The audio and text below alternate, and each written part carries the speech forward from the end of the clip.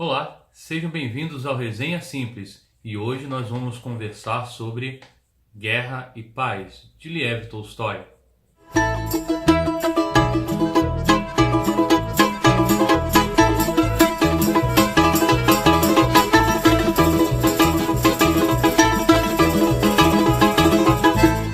Bom, antes de qualquer coisa, permitam-me dividir uma grande alegria com vocês. Na verdade, o canal Resenha Simples está em festa, afinal de contas ele chegou ao número de 100 inscritos. Para ser mais exato, 103 inscritos, pelo menos até agora, na hora que eu estou gravando este vídeo. Então, permitam-me dividir essa alegria, dividir essa festa e principalmente agradecer a cada um que se inscreveu, cada um que acompanha o canal, cada um que curte o vídeo, cada um que faz comentários. Muito obrigado mesmo, é muito especial para mim chegar a esse número no canal.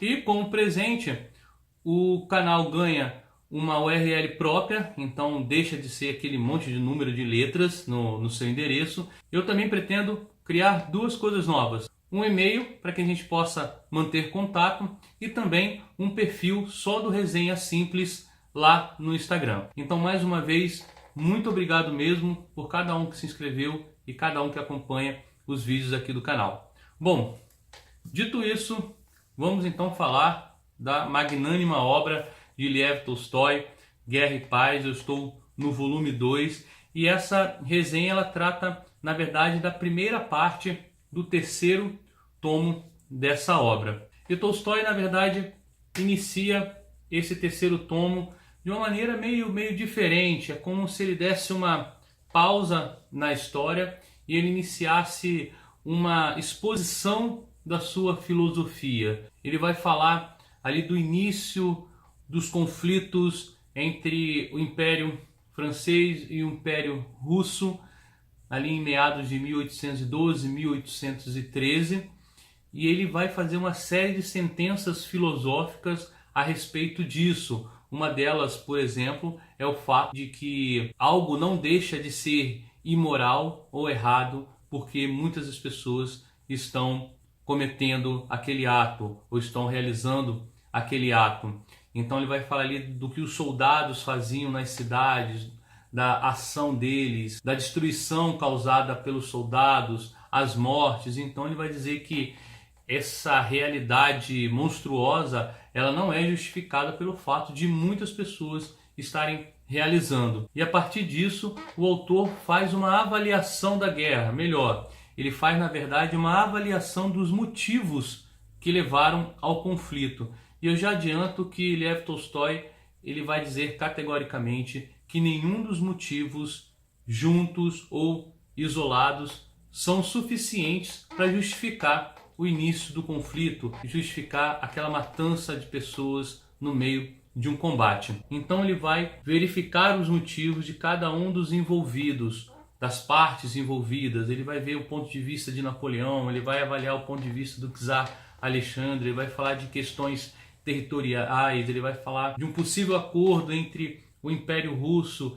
e a Inglaterra, que tentavam furar o bloqueio continental imposto por Napoleão. Ele vai fazer um apanhado geral de todos esses motivos e vai demonstrar que nenhum deles era suficiente para justificar um conflito daquela magnitude. Além dessa avaliação de cada um desses pontos de vista que poderiam justificar o conflito, Lev Tolstói ele mostra que a distância temporal e física do conflito dão, na verdade, uma melhor visão de que, de fato, nenhum daqueles fatores, nenhum daqueles motivos justificariam uma guerra naquelas proporções. Na verdade, não justificaria nenhum tipo de guerra. Se Lev Tolstói tivesse vivido a partir ou durante a segunda metade do século XX, eu diria que ele era adepto da teoria do caos, aquela que diz que o bater de asas de uma borboleta num determinado ponto do planeta é capaz pode provocar, na verdade, uma tempestade do outro lado do mundo.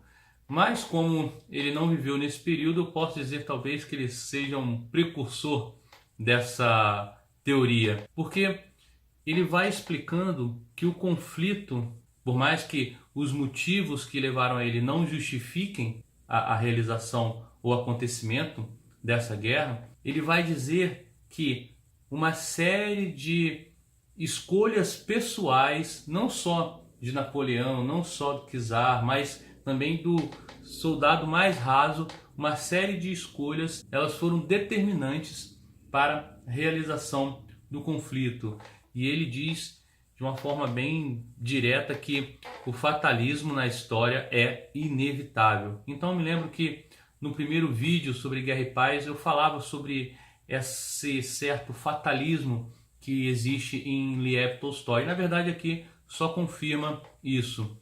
Interessante que ele vai dizer algo sobre as nossas ações em relação com os acontecimentos históricos. Ele vai dizer algo do tipo que toda pessoa, embora haja de forma consciente para si mesmo, os seus atos são conscientes para si mesmo, ela age de forma inconsciente para os acontecimentos históricos, né? Então só ele fecha a ideia dele de que acontecimentos ou eventos de proporções mundiais, na verdade, acontecem a partir de escolhas pessoais de uma só pessoa ou do conjunto de pessoas. Uma vez feita essa introdução filosófica, Tolstói ele volta à sua saga. Ele não vai deixar de expor a sua filosofia. Na verdade, ele só não vai fazer de uma maneira tão contundente, pelo menos nessa primeira parte. Ele vai continuar essa exposição através dos personagens, seja através de um personagem que está narrando, ou está observando um outro personagem, seja com certas inserções de avaliações. Ele vai continuar expondo a sua filosofia. Em relação a essa exposição filosófica de Tolstói, para mim, me parece que isso fica muito mais incisivo nesse terceiro tomo quando comparado aos tomos anteriores. E ao voltar para sua saga, Tolstói inicia isso quando ele compara o comportamento de Napoleão, que está ali invadindo, já iniciando sua invasão ao território russo, e o comportamento de Alexandre, que está próximo, alguns quilômetros próximo da fronteira, mas está ali cercado por sua corte, indo a festas, aproveitando a sua condição de imperador, que é desejado por todos, que é amado por todos. Enquanto isso, Napoleão está ali no fronte de batalha, animando os soldados como um general para que eles conquistem o território. E nessa comparação entre esses dois personagens históricos, não me vem à mente a ideia de julgamento de Tolstói a qualquer um dos dois. Pelo contrário, em relação ao czar Alexandre, ele parece demonstrar que o czar era muito mais levado a essa situação, não de forma deliberada. Um outro momento no qual Tolstói coloca uma de suas sentenças filosóficas, ou talvez melhor seria dizer que ele expõe o seu entendimento sobre o ser humano e sobre suas ações, sobre os seus sentimentos, é quando Balakov, que é um general do czar Alexandre, vai ao encontro de Napoleão para tentar selar um tratado de paz. E é interessante que durante essa conversa, e isso é fantástico em Tolstói, durante a conversa, cada uma das frases que é dita por cada um dos personagens, neste caso muito mais por Napoleão, permeando essas frases, esses diálogos, ele vai colocando pequenas sentenças. Muitas vezes são pensamentos do general Balakov, mas é algo de extraordinário. E desse conjunto de sentenças, uma coisa que é interessante notar que Tolstói verifica no ser humano de uma maneira geral, que a soberba cega o ser humano. E usando da figura de Napoleão, ele mostra como que o indivíduo soberbo ele é incapaz de avaliar suas próprias ações, suas próprias palavras, ou avaliar se o seu entendimento em relação à realidade que o cerca é realmente o entendimento correto. E por vezes ele se exalta para justamente justificar a si mesmo a sua autossuficiência. E isso é formidável como Tolstói ele vai caminhando a cada sentença para essa conclusão. E só nisso Tolstói já seria digno de ser lido. Mas continuemos. Nesse ponto da história, Tolstói faz uma pequena regressão no tempo para levar o leitor até o príncipe Andrei, que neste momento está procurando encontrar com Analote Kuragin, que foi aquele que deliberadamente flertou com a sua agora ex-noiva, a Natasha. Ele não encontra com Analote nem em Moscou, nem em São Petersburgo, e é enviado então para a Turquia. Nesse período, a Turquia está passando pela Guerra Russo-Turca, que foi uma guerra que terminou em 1812, meados de 1812, guerra que envolveu o Império Russo, o Império Otomano, e que teve como desfecho a vitória do Império Russo e a assinatura do Tratado de Bucareste. Dentre os vários pontos desse tratado, um deles foi ter estabelecido o rio Prut como o divisor natural entre o Império Otomano e o Império Russo. Mas vamos voltar aqui à saga de Tolstói, porque neste momento, neste período histórico, o príncipe Andrei está num profundo dilema. Ele não sabe se ele tenta esquecer cada vez mais o abandono de Natasha provocado pelo flerte do Analote Kuragin, ou se ele vai atrás do Analote Kuragin para tentar desafiá-lo, para tentar sanar a sua sede de vingança. E é interessante como Tolstói mostra o quanto o príncipe Andrei se escondia atrás dos seus afazeres, que deviam ser os mais imediatos possíveis, para que a sua dor não viesse à tona. A dor da humilhação, a dor do abandono, a dor da incompreensão. Então Tolstói mostra o quanto o príncipe Andrei usa das suas funções para tentar burlar o seu interior. Terminada a guerra na Turquia, Andrei então é enviado para a fronteira do Império Russo com a Polônia, onde cada vez mais Napoleão avança com as suas tropas. Chegando ao local onde também está presente o imperador russo, Andrei, com toda a sua inteligência, ele analisa todo o exército e ele consegue dividir o exército em 8 facções, digamos assim. Os que acreditam que seja melhor um ataque do exército russo ao exército francês, os que acreditam que é necessário ir recuando e destruindo tudo que ficar no caminho, os que apoiam um general, os que apoiam outros. E o mais interessante é que dentro desses 8 grupos ele identifica, e aí podemos dizer que é mais um ponto no qual Tolstói ele insere na sua filosofia. O maior de todos desses grupos é justamente o grupo daqueles que querem se aproveitar da situação. Então, enquanto muitos se preocupam o que fazer para salvar o Império Russo do ataque do exército francês e de Napoleão, a maioria ali está preocupada em como pode se beneficiar com aquela situação. E essa situação exposta por Tolstói através do seu personagem Andrei é uma situação atemporal, digamos assim. Afinal de contas, quantas vezes a gente não vê uma situação idêntica nos tempos de hoje? Só a gente pensar na política, enquanto existem 2, 3 no máximo ali buscando realmente fazer algo de útil para a população, para o país, existe ao redor deles uma grande maioria que busca ou que só pensa em como fazer para se beneficiar usando do jogo político. Uma outra coisa interessante que o príncipe Andrei faz, e por que não dizer o próprio Tolstói faz, é fazer uma avaliação de cada tipo de autoconfiança dos povos. Então ele avalia a autoconfiança do inglês, a autoconfiança do italiano, a autoconfiança do francês.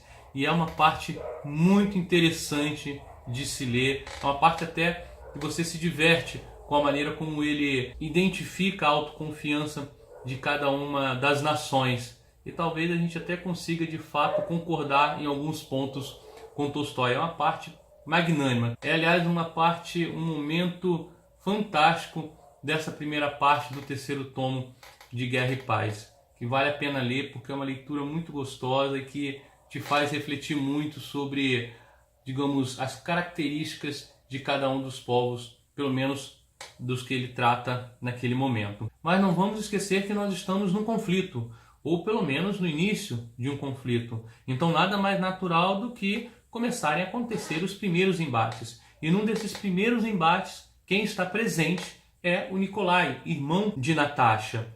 E interessante como Tolstói, através desse personagem, ele vai falar sobre o vazio ou sobre a falta de sentido que existe num conflito. Nikolai, quando vai para esse embate, ele quase mata um soldado francês.